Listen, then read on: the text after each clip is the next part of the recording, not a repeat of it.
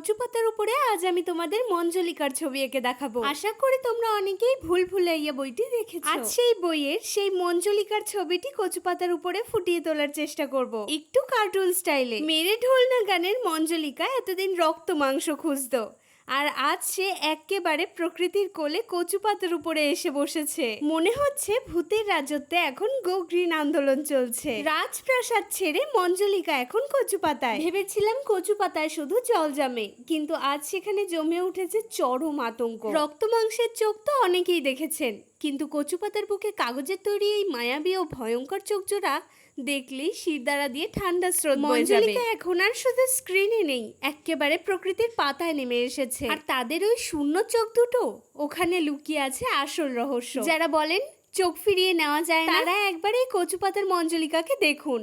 এখানে চোখ শুধু ফেরানো নয়, একেবারে খুশি মতো বদলে ফেলা যায়। কখনো ভয়ঙ্কর তো কখনো তার চেয়েও বেশি ভয়ঙ্কর। কচু পাতার উপরে আঁকা মঞ্জলিকার এই ছবিটি কেমন হয়েছে?